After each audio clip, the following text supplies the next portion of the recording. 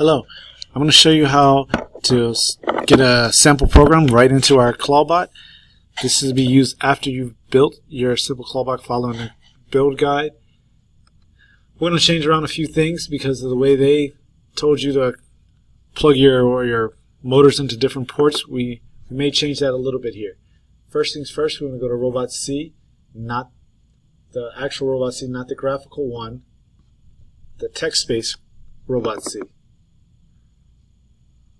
Double click on that, open that up. First thing you want to check out always is make sure you're using correct platform type. So go to Robot at the top, go to Platform Type. Make sure you're in Vex 2.0 Cortex. If not, go to Vex Robotics. Change that to Vex 2.0 Cortex. And you can leave that at Natural Language 2.0. Now, I'd like to start and see if we have a sample program that we can always start and edit. So go to File, Open Sample Program. I'm going to go down to my remote control. And here, actually we have a Clawbot single joystick. Now I like to use two joysticks, not one like an arcade. So we just can make some modifications to this. So let's double click on that. Notice here in the top we have our pragma statements, which are the way things are set up, and we're going to change that in a minute in motors and sensor setup. But everything else, we're going to work on it. See, like I said, the first thing we want to change here in our code is here it has our left motor being controlled by our channel 1 and 2, and our right motor being controlled also by channel 1 and 2. So let's change that and have our left motor controlled by channel 3, because that's on the left side. So let's change that to a 3.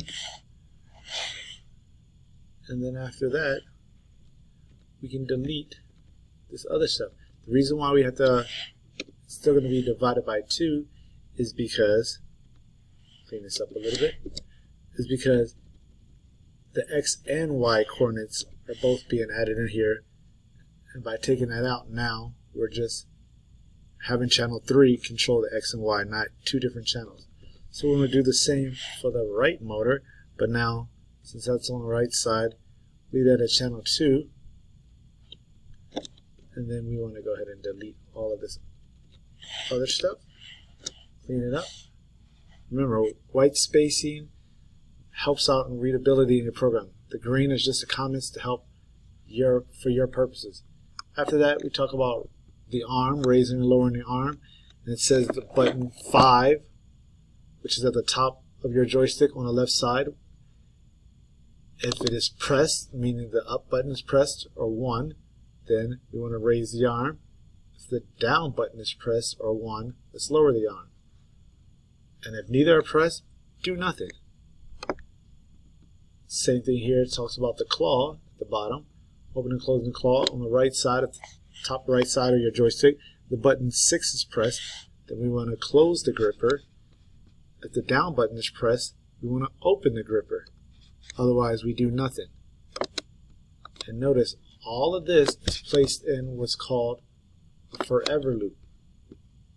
While 1 equals 1, you can say while 1 equals 1, or while true in here as well, because 1 equals 1 is always going to be true, so it's going to do this forever and ever. Okay? Let's go up to our motors and sensors, like I talked about at the beginning when telling us about our pragma statements, which are how things are set up at the top. Let's make sure our actual physical robot is plugged into these same ports. I want to change this port 1. I want to put my left motor, highlight it and do Control X. I want to put that on port 2.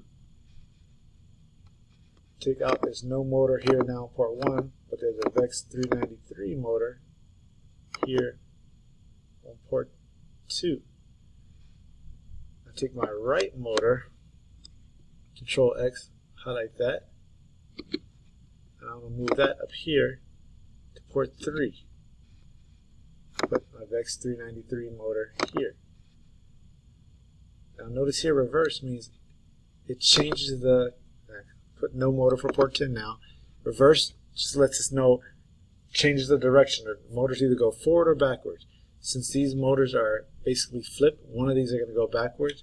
So let's go ahead and flip one. And you can also change this in the actual robots by just taking out the motor connectors and changing the way they're going up or down, the way your wires are connected, the 2-wire pins.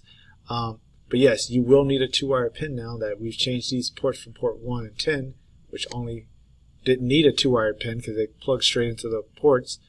They're going in now to a 3-wire port. So you're going to have to put the motor adapter in here to change from a 2-wire to a 3-wire port. Let's go ahead and flip the one, hit reverse there. Let's hit apply. Now, as long as your physical robot, you have your left motor in port 2, your right motor in port 3, your claw is in port 6, your arm is in port 7. Now, you can plug in our orange cables. Click OK. You can plug in our orange cables.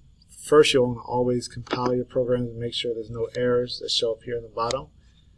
And then after that, we want to download. It's not going to download to anything here because I'm not plugged into a physical robot. But it should download to your robot, and now you'll be able to turn off your robot, unplug the cable, turn it off, turn it back on, tether your robot, meaning plug the orange cable to your actual remote control. So you'll have your remote control plugged into one end of the orange cable and the other end plugged into your Cortex on your robot. You'll be able to drive around your robot following it around. Stick around for video 2 for the Super Clawbot programming.